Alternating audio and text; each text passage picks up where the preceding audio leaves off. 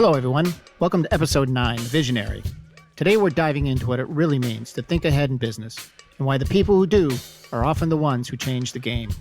And that's what the Visionary is all about, Yep. Going to where the puck is going to be when he or she gets there. We're talking about vision, not the crystal ball kind, but the kind that grows businesses, builds teams, and sees opportunities where others don't. From Marjorie Post revolutionizing how America eats to entrepreneurs who pivot when their original plans fall flat. We're breaking down how to anticipate, adapt, and aim higher. We'll talk about how to build a 5-year plan, how to recognize the weak spots in your operation, and why disagreements inside your leadership team can actually be a good thing. Dennis shares stories from the field, including lessons from Cape Cod Gutter Monkeys and what happens when a friend called him out for not chasing the hardest and the most valuable goals. We have a great show for you today, so grab a cup of coffee, sit back, relax, and welcome to Monkey Business Radio.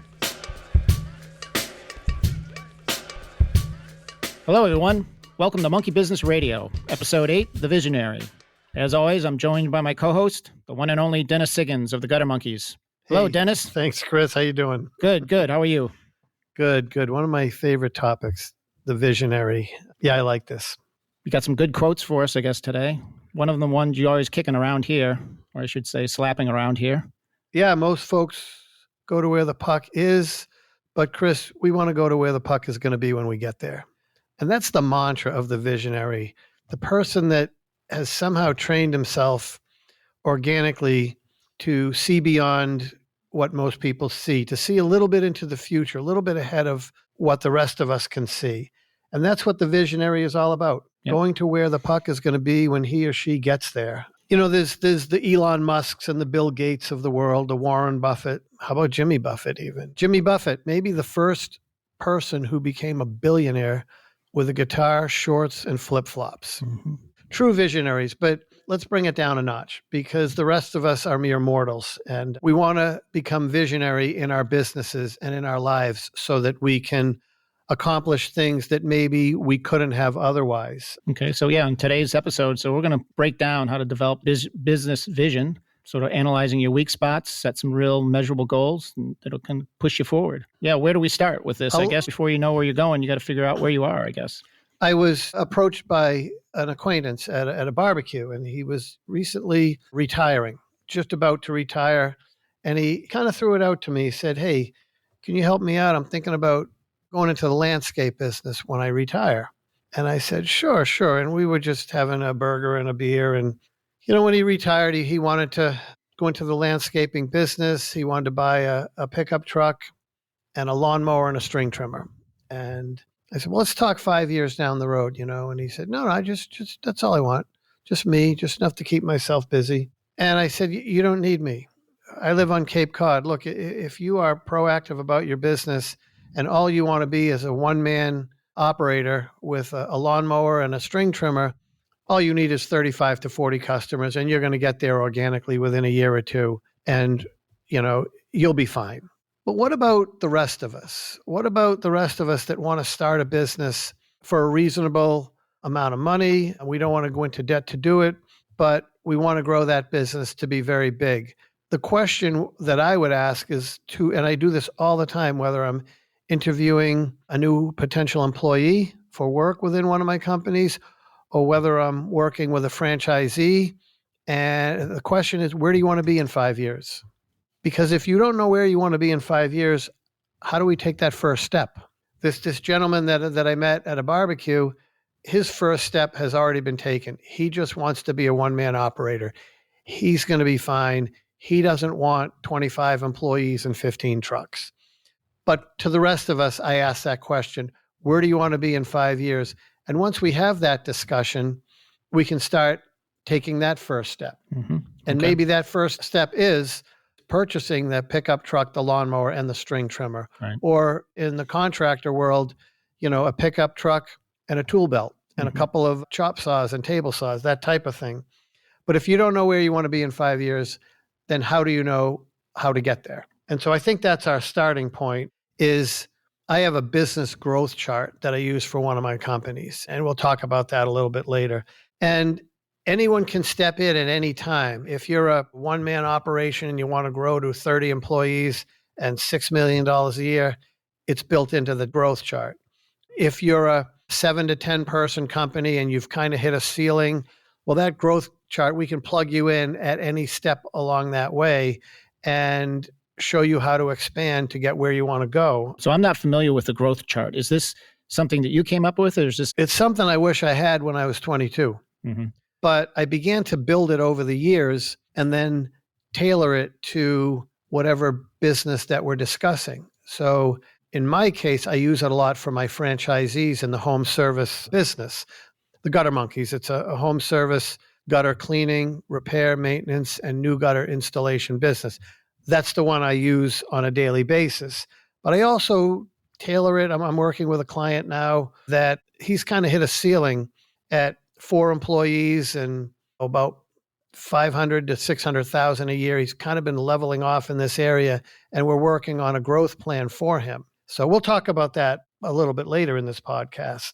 But in general, we want to look at our strengths. We want to look at our weaknesses and where we want to be in 5 years. And the biggest thing is not to look at your strengths because they're obvious. Let's look at our weaknesses.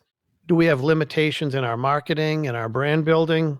Are we a 3 to 5 person company and we need more trucks, more revenue generating people, more office staff? Are we limited in the size of our capacity? We talk about the restaurant owner. Mm-hmm. He has only so many tables, only so many seats, and he needs to turn those lunch tables over twice. And the restaurant owner wants to turn those dinner tables over 3 times. Mm-hmm. And then does he want to create more revenue by having live entertainment till 11 at night? Keep that last set of diners around for another 2 to 3 hours, ordering an after dinner cocktail or something like that. You know, what else can we do within the limitations of our physical capacity? Number of employees, the skill set of the employees, and then the big one, our limitations, the self-imposed limitations that we all put upon ourselves at some time in our lives. It's caused by fear, complacency, arrogance, ignorance, apathy. What personality traits do we have that limit our growth? The average business owner is not a true visionary. Like I say, we're not talking about Elon Musk and Bill Gates. You know, look at 1-800-GOT-JUNK. Mm-hmm. Weren't they out ahead of the curve? Yeah. Right? Their telephone number is the name of the company, and now that's their domain name. I mean, it's just a stroke of genius. I don't know who the founder of that company is, but they're great. They hit a home run with that one. How about bottled water? Mm-hmm. Yeah, from the start. Right? What was it? Remember back Perrier or something like that? Yeah, Perrier. Who the hell is going to buy water when the alternative is free? Right. You turn on your faucet and it's free. Yeah, there's a great Jim Gaffigan. I don't know if you're familiar with Jim Gaffigan, but there's a great, the comic. Oh my God, there's a great one about bottled water. It is really funny. If you haven't seen it, go find it. I probably will. Bottled water. The alternative is free. Think about the brand building and the marketing to that 40 years ago. Yeah. They were selling Perrier water because it's from France. Yeah. And they played upon the American belief that anything from Europe must be better than America. Yeah. Or something like that. Yeah. I don't know. Yeah. But bottled water is a staple in our culture now. Yeah. We have this fear of our own water that comes out of our tap. And I personally don't buy bottled water. No. Now, my company does, and we put it in the refrigerator out in the break room, but I still go to the tap. This water here, this come right out of the tap. Yeah. This does not, it was never in a bottle. But what about your friend Marjorie Post at Post Cereals? Yeah, it was an amazing story about Marjorie Post. You brought that up before the podcast. Yeah. Enlighten us. Yeah, she was actually heiress to Postum Cereal Company. So if you're familiar with Post Cereals, back in the 30s, there was a huge battle going on over cereal. And cereal was a radically new product for Americans. It was the idea of, in early days, that a woman would have to get up and prepare breakfast, and it was a ton of work. When cereals came out and they could just pour something in a bowl, it was a massive, massive win. And so her father created Postum Cereal Company. And when he died, Marjorie took over. And she was only 27 years old at the time. And because she had spent her early years in the kitchen, she knew what went on in these kitchens in the 30s. And it was a ton of work to do just about anything, and particularly dessert. So one of the first things she went after was this company called Jell-O. They made Jell-O in a box. And prior to that, the only people that would eat Jell-O is very, very rich people, because you'd have to spend all day cooking down ox hoofs to create gelatin. And no one did that other than the rich. So she provided this box of Jell-O where you could make a dessert that only the rich ate, and she sold it to the housewives, and they loved it. And it became a huge, huge hit. And it's such a visionary thing that she had. But she realized, what was the markets that she was selling to? She was selling to the woman in the kitchen that was trying to free up some more time to do other things. And it was just a massive hit. So that was a great example, I think, of the sort Talk of about the guys on the board of directors. And the board of directors, right? So, this is 1914, I think, when her father died, was all men, of course. Some of them are uncles, and they didn't want a woman on the board. The way she got around that, she never actually got on the board. Interestingly enough, she put in a friend of hers, a guy that was one of her business consultants, him on the board, and he did the work for her.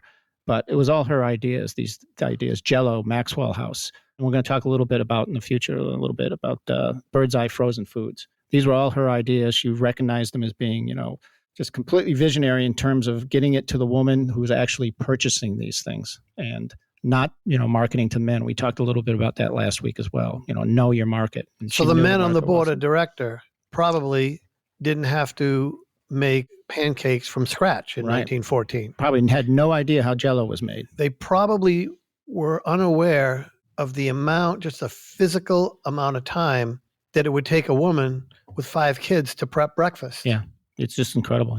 Yeah, that's exactly right. Same thing with coffee, right? Most people at that time would buy their own coffee. They would roast it and grind it. When she purchased Maxwell House, and again, the housewives immediately recognized, that's a huge time saver for them. They just open the can, pour it in, and boil it. So, yeah, it was a huge, huge win. Truly. And not only that, but marketed it. There's always this great, there's always time for Jell-O.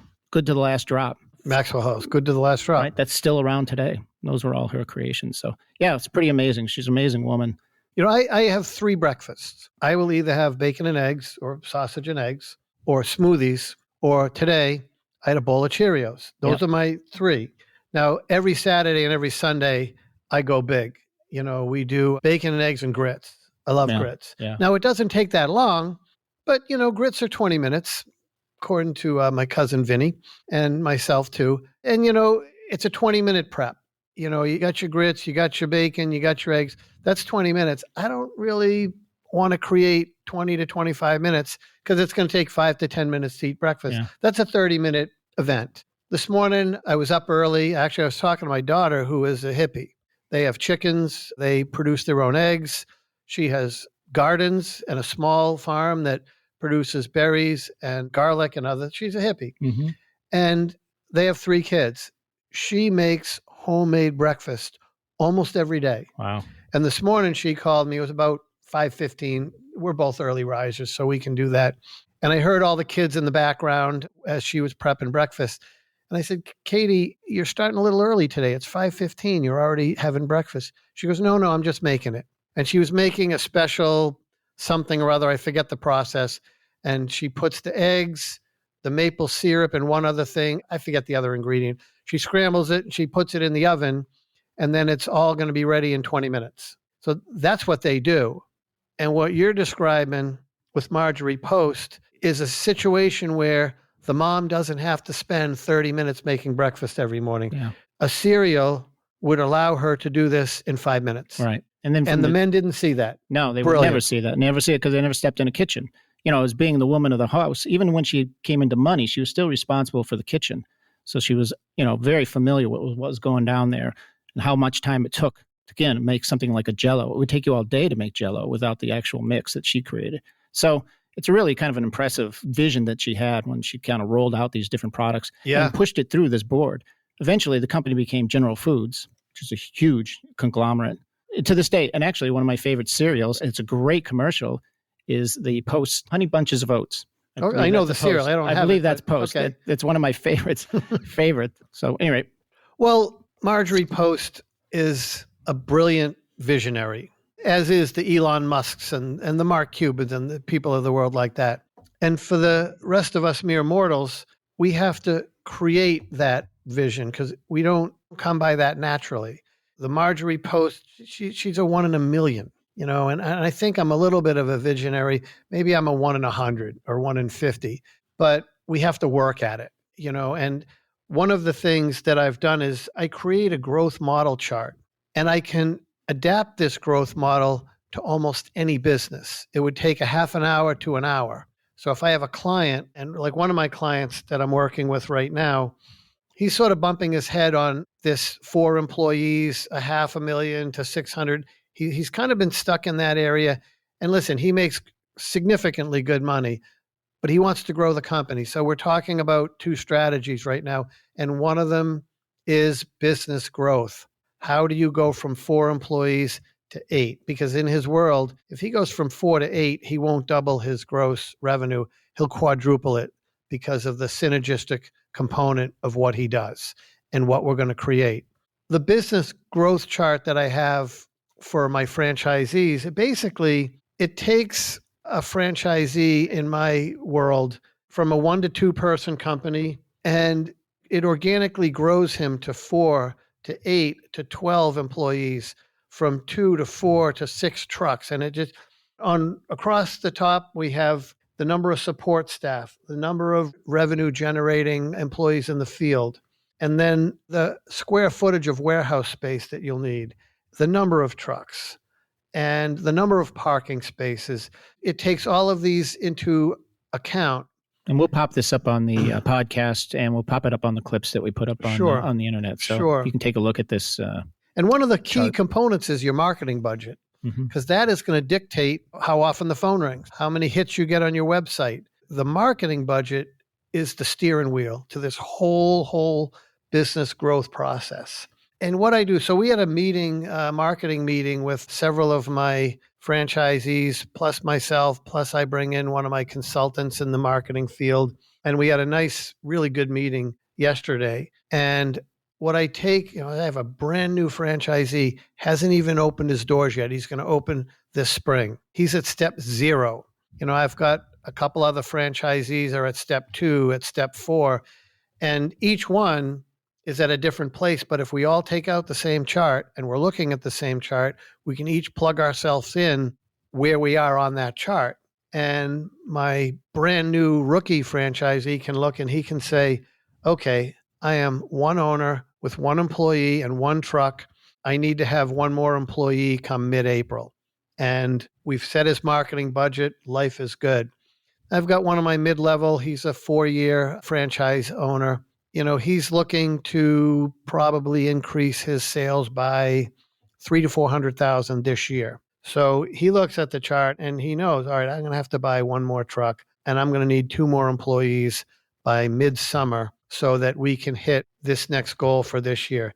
It's good. It's solid. It's easy to read. And it's based on theory, but it's also based on our work history. Cape Cod Gutter Monkeys. 10 years with Cape Cod Gutter Monkeys. You've grown it from 2 of you to now, again, about 30 people in the corporate office. Yep. Yeah. So there's a lot of experience goes into this chart. And while the chart is not based on trial and error, the numbers within the chart are based on trial and error. Yep. Like I said, I wish I had something like this when I was 22. I could have seen the future a little bigger, a little brighter. But, when you're 22 and, I was a hardworking young guy, I had a lot of experience cutting lawns as a kid. I knew how to build and operate a small team of people, but I didn't know how to grow a company. And that was where my journey began. Yeah, just to get a small plug in, I guess, for American Gutter Monkeys. But, this chart, this is kind of one of the advantages of being a franchise. Franchises sometimes get a bad rap, maybe deservedly so. But this is one of the advantages when you're coming into this franchise. I mean, you're getting this chart. This chart has been, the blood, sweat, and tears that went into creating this chart and the numbers in it. This is what you get when you kind of join our franchise. Well, in getting back to this client that I'm working with, we've been working on this for about a month. And what we're going to do is we're going to sit down, we talk probably 3 days a week. We're going to sit down, this client and I. He's in the consulting space. He's a consultant in the business consultant, a little bit of business, a little bit of politics, sort of a conservative side to the clientele. So the owner and I, we're going to probably meet this weekend and we're going to build this chart and design it for his industry. I have to pick up a lot of information along the way to see what are the strike points, what are the key components. And then we're going to make a decision whether 2025, 26 is going to be a stay with the same number of people, the same individuals, and let's just tighten our belts. We're going to grow a little bit, but we're going to become extremely more efficient. So the top line won't change much, but the bottom line will. Or we're going to take some drastic steps, go to a bigger office, have all of the employees in-house every day as opposed to working remotely, major changes like that. So we're going to make some decisions in the next month or two to see how that goes. But as I say, this is a model that I've built that's very flexible. You can use it for restaurants. You can use it for landscapers, contractors, consultants, almost anything. And I love the restaurant industry. I was in that industry for 10 years, and I get it. I know the value of the number of seats in the dining room. I know the value of a team of waiters and waitresses and bartenders that can turn those tables over. And if you can turn them over one more time, instead of having 2 seatings for dinner, turn it for 3, it's dynamic because your overhead is the same. Yeah. Right? And you're just using the same overhead one more time each night. I've seen it in practice when I was an employee, and I've also seen it from the side of the ownership when Babs and I owned the inn for 10 years. We learned a lot. Chris, everybody needs an inner circle. I want to sort of throw this out there. You and me and everybody on this planet, we are the average of the 5 people we most associate with and relate to. Okay? Think about that for a minute. I had a great meeting here yesterday, and I brought in one of my consultants. 2 of my partners were in the room. I mean, it's a good group of people that set the stage for this marketing meeting that we set up yesterday. You're the average of the 5 people that you most closely relate to, so surround yourself with good people. I'm going to talk about the yes man.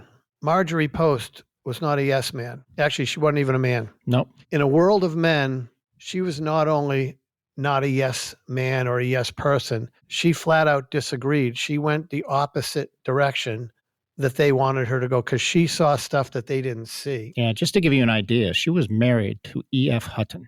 Remember him? Yep. E.F. What was Hutton? the saying? When Hutton talks, people listen. This was his tagline. Yeah. And she and he had a complete disagreement in terms of politics and almost everything. And they got into it over bird's eye frozen foods. Marjorie was on a boat off the coast of Gloucester, and they had a duck one night for dinner. And it was out of season. She wanted to know how to have this delicious duck. It was fabulous. And they said, well, it came frozen from this guy in Gloucester.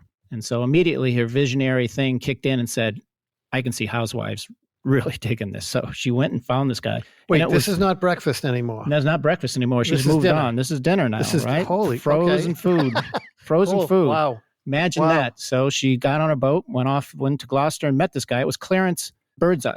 And he had gone and worked with the Inuit up in Alaska and had noticed the way they were eating their food. It was flash frozen. And it was delicious. They had frozen fish and all kinds of different things, but it was all flash frozen. So he brought it back and he developed the equipment to do it and created basically a factory in Gloucester area. His problem was, though, his range that he could actually sell the fish was about as far as it would thaw out, because at the time people didn't have freezers. There was no refrigerated. Marjorie saw this and knew instantly it was going to be a massive hit. So for the next 10 years, I think, or 5 years, she fought with E.F. Hutton over purchasing that company. And he would not allow her because there was no infrastructure. Finally, she wins out and she built the infrastructure. She built the distribution centers that had refrigerators in them. She built refrigerated train cars. She put freezers into stores, and she pushed the refrigeration industry to start adding freezers to refrigerators. And not only did she not, let men get in their way, she fought one of the most powerful people in America, probably one of the richest people in America, to get her away when it came to frozen foods, and particularly Birdseye. Incredible story. I'm a big Marjorie Post fan, in case you couldn't tell. Well, I was about to talk about yes men. The yes man, they agree with everything you say. They agree with everything you believe.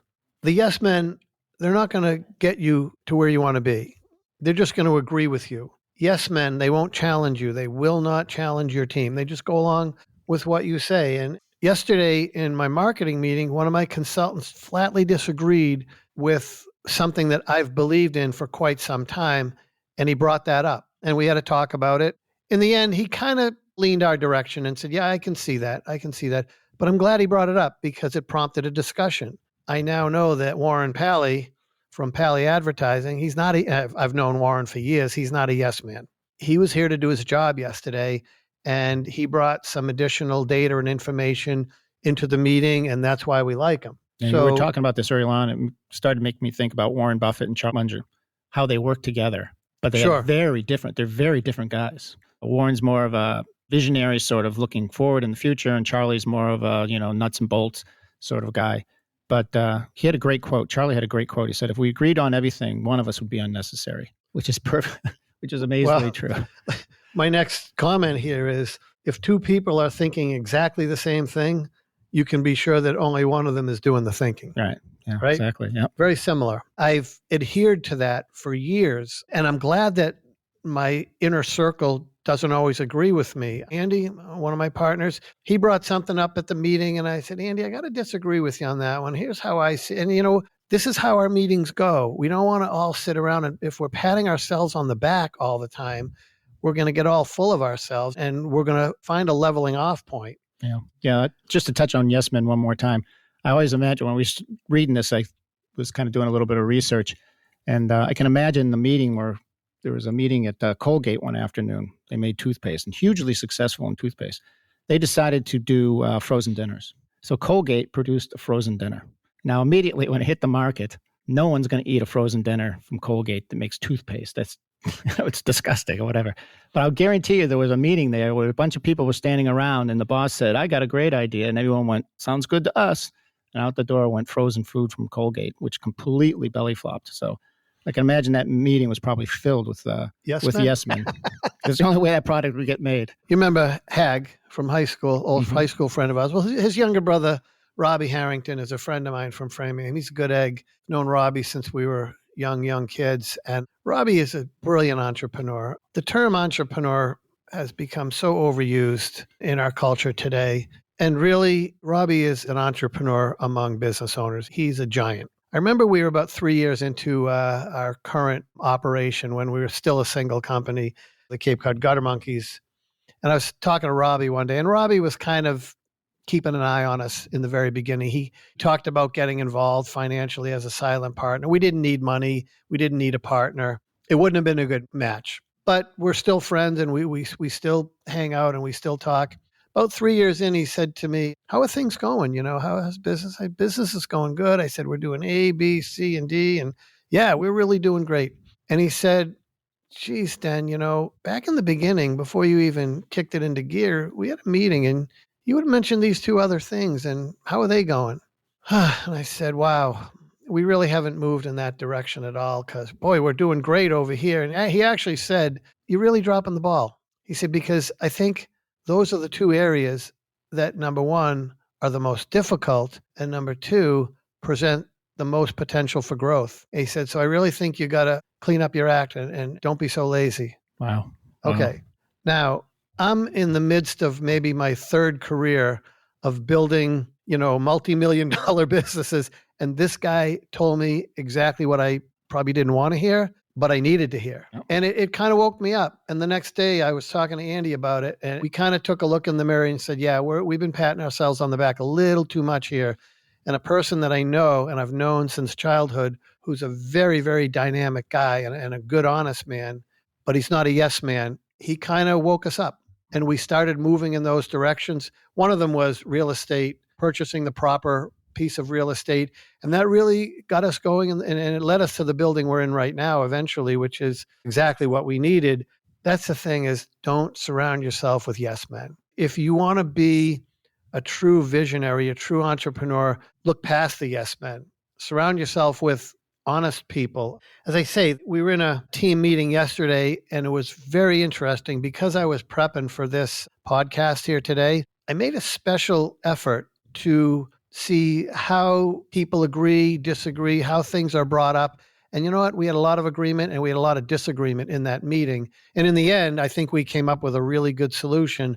We're 10 years into ownership and operations of this company that has now grown into 6, almost 7 locations now. And I think we're doing well, but we've completely revamped our marketing program. And the thing is, our marketing program has actually been an award-winning marketing program. We've been recognized repeatedly over the years via the Massachusetts Broadcasters Association, and several other legitimate organizations have awarded us some of their top awards in marketing. And yet we're revamping it because we know we're growing bigger and in a different direction than we used to be. And that's the benefit of not surrounding yourself with yes men. We have some good consultants that we work with. We have a lot of radio people that we work with. And that's who was in at this meeting yesterday. And it went well. So I think what we're doing is we're positioning our company for a bigger growth and a larger curve than we've ever had. And you can't do that with yes men. Being a visionary is one thing, but bringing other people who have visionary skills into the team is also very important. Do you want to touch a little bit on being a visionary? So what about the idea that not all visions come to fruition? So at some point you might realize it was a great vision, it was a great try, but it's not quite working out for you. So you had that experience. I'm sure you've had that experience at Cape Cod. I would say I've had that. If you accomplish all of your goals, you're not setting the bar high enough. Yeah. Right?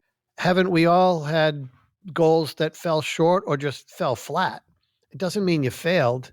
I remember one marketing attempt at some printed material. It seemed to be good on paper. It seemed to hit our target market, and it didn't. We ran it for 6 months. We weren't getting the results. You know what? You scrap it. Okay. We set goals for our marketing program, and we want to generate X amount of revenue or X amount of phone calls or hits on the website, whatever it is. And you can't tell in the first month. Branding takes years and years. Mm-hmm. And it comes out of repeated marketing efforts. And that one in particular that I can think about, it just fell flat.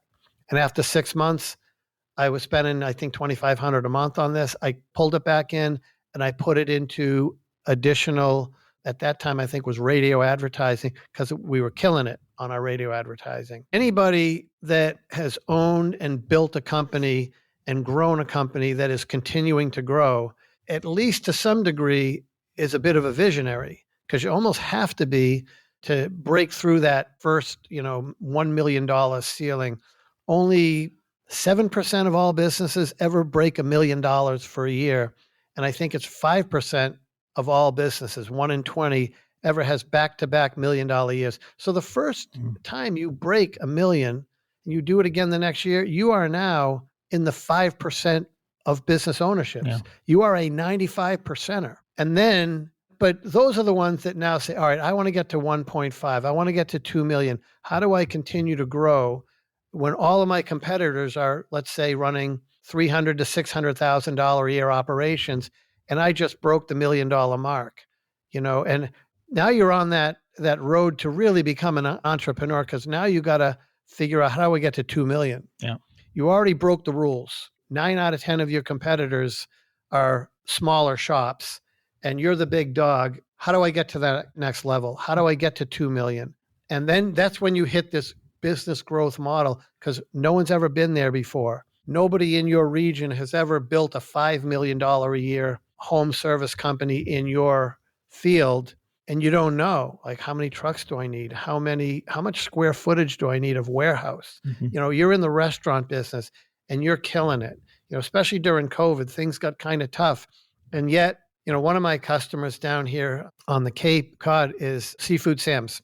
And they absolutely blew the lid off it during COVID because they had a plan that no one else had. True visionaries, these guys. I don't know if you've ever been to Seafood Sam's, but the food is good. The owners are brilliant, hardworking, blue-collar guys, but they've found the secret and they've done really well. COVID was a growth year for them. These guys did really well. Yeah, there's some interesting COVID stories like that.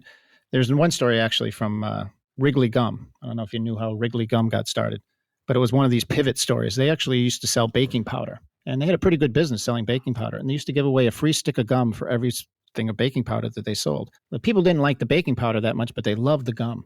So he pivoted, in about 1 year, turned the whole company around to selling gum. And so the Wrigley Gum Company now, that we know today, comes from this baking powder company and this, enormous pivot that he made. And in a single year, turned the company around and went in a completely different direction. So when you asked, about failures and goals that were missed and how do you rebound? I think I have on any given day about 10 metrics in my world. Some of them is sales within this company. Some of it is gross sales in this company. There's so many metrics. Every month there's metrics.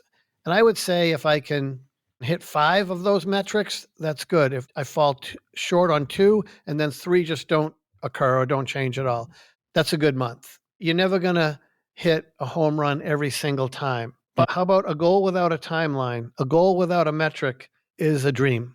A goal without a timeline or a metric is nothing more than a dream. So set realistic goals, set challenging goals. And listen, if you miss, you miss. It just means maybe you set the goal too high, or maybe you hit a bump in the road, or a wrench got thrown in the way and it slowed you down a little bit. But reestablish your goals. We had a rough year during COVID year 2020. We still grew, but it was a small amount. And I was kind of disappointed. We had to shut down for 3 weeks from March 23rd to like April 15th. We opened back up again. We were having a good year. Then one of my coworkers got COVID, and the CDC protocol back then was shut it down for 2 weeks. So we shut it down and we lost 2 more weeks. In the end, we had a growth year, but only by a small amount, like 2 to 3%, real small. The following year, we boomed because we reestablished that we are still a growing company, and we kind of grew almost for 2 years because we almost flatlined for that 1 year. So we had a big year, and then we just went back to our normal growth pattern. COVID was just one of those hurdles that we didn't anticipate at the beginning of 2020, and we dealt with it. I think COVID helped us. I remember in the very beginning, this is kind of interesting, I think, in the beginning of COVID, around mid-March when the governor of Massachusetts started shutting things down and the economy was just going right down the tubes, I was in a meeting with one of my or 3 of my radio stations. They all operate out of the same building. It was Codcom here on Cape Cod, and I advertised on 3 of their 4 radio stations. And as I was finishing up making a couple of radio ads, I was coming down out of the studio, and Tim, the general manager, asked me to sit in on a meeting, which I did. And at the end of the meeting, I didn't really say anything, but they were talking about, restaurants were just pulling their ads because restaurants were closing. The auto industry, which probably accounts for 20% of the radio station's advertising dollars, they pulled the plug. They lost more than half of their advertisers. And when I got back to the office, my accountant, my banker all said these PPP loans, I think, are available. Yeah. And my wife asked me about that. And I said, call the bank, look into it. We don't really need the money, but, look into what it's all about, because my accountant and my banker each mentioned it. And I said, if you have to spend more than 30 minutes, we're not doing it. And we didn't do it. What we did do, I probably was advertising on 10 radio stations at the time. I called all the station owners and managers, all my people that I knew, and I knew they were going through some tough times. So what I did was I offered to purchase additional radio spots. And I asked them, what can you give me for a rate on these radio spots? And they actually gave me, I was already dropping X amount in the radio, and they gave me almost the same amount for 15%. So I actually doubled my radio footprint for only 15% more money. Right. And we signed we signed like 3-year contracts. So as COVID was ongoing, we had a bigger footprint out there. And the following year, they held the same price for the same amount. Now we're done with COVID. It's behind us. But I got a massive marketing footprint out there.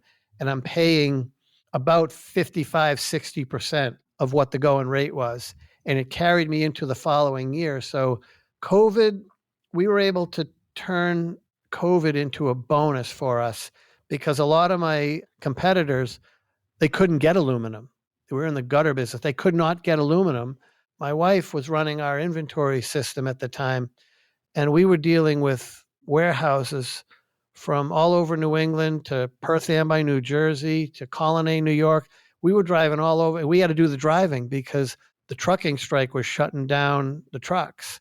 So we were working twice as hard for normal growth, but we did it. We built up our advertising and our marketing footprint.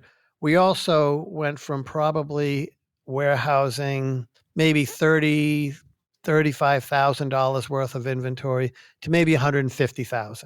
Because whenever we could get it, we just overbought. Yep. It's aluminum. It has no shelf life. It doesn't go bad. So again, looking as far ahead as we could see, my wife came to the conclusion that we need to overstock on inventory, and we did. We actually had a couple of franchises at the time, and if they're going to run short, we want to cover them, make sure that they can still get their work done. I had competitors calling me up asking to buy some of my stock, and I said, I just can't sell it to you. Mm. And they were offering anything. Yeah. Anything. I'll pay whatever you want. And I just flat out, and I know these guys, some of them are friends. And I said, I can't do it. I not only have my own operation, but I got 2 franchisees that are depending on me if they can't get their inventory. And, we established a new platform, raised the bar on the amount of inventory, raised the bar on the amount of marketing dollars, and we've still adhered to what we learned during COVID. Yeah. So it's kind of a reoccurring theme. We're touching on this in the last couple of podcasts as well. There's periods of times where everything is, looks pretty bad. Everybody else is panicking, but real visionaries, they keep their focus, keep their eye on the ball, and they can actually, do well in these times. Not to, touch on the Postum cereal company again, but, they were in the cereal business. And when the wars hit, World War I, World War II, the government took all the wheat. All the sugar too. All the sugar.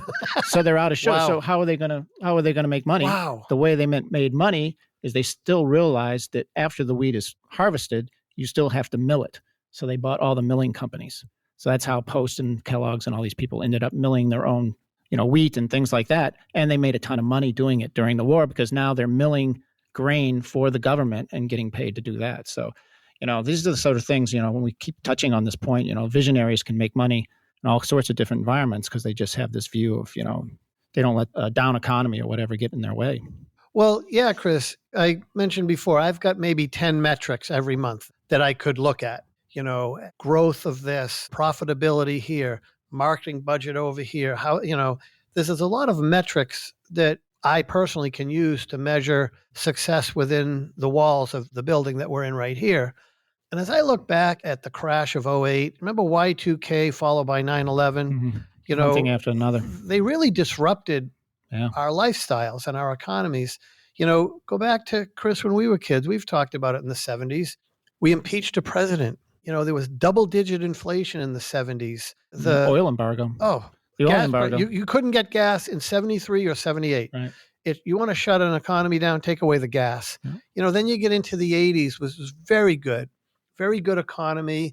We got a little bit spoiled. By the early 90s, bank foreclosures on homes were starting to kick in. There was the crash of 96. Then we had 9/11. We had Y2K, the crash of 2008. There's always going to be stuff out there. There's always going to be interruptions to the economic process. And you want to be ready for these. You want to be as prepared as you can. One thing we talk about a lot here, Chris, is be low debt or debt free. Mm-hmm. Yeah.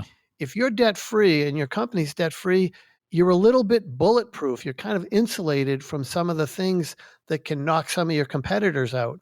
And if you come into a thing like COVID, I know one of my competitors, and I have a friendly relationship with a lot of my competitors.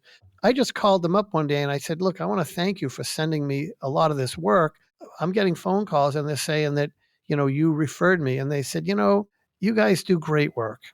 And we simply can't get the product. No. And this is a company, I knew the grandfather that started, I knew the parents back in the day, and now the next generation of brothers and cousins all run this company, and they're younger than me by 20 years.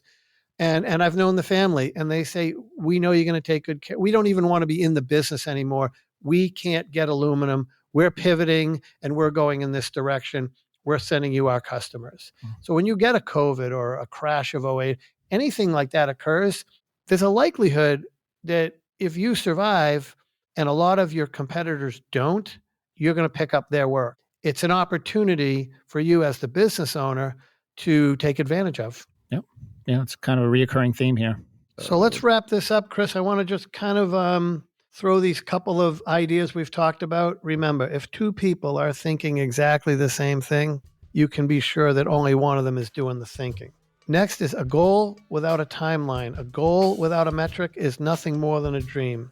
And finally, if you're accomplishing all of your goals, you're not setting the bar high enough. Yeah, that's a good one. And with that, thanks for listening. No monkeys were harmed in the making of this podcast. All right, we'll see you next time. Thank you for tuning in to Monkey Business Radio. If you enjoyed today's episode, Please make sure to subscribe, like, and follow us wherever you get your podcasts. It really helps us reach more aspiring entrepreneurs like you. And if you got a question or topic you'd like us to cover, leave a comment or reach out to us on social media. We'd love to hear your thoughts and keep the conversation going. Don't forget to leave us a 5-star review if you found the episode valuable, and make sure to share it with anyone who might benefit from our tips and stories. We'll see you next time. This podcast is produced by American Gutter Monkeys, LLC. Build real wealth through business ownership. For details, visit us at AmericanGutterMonkeys.com.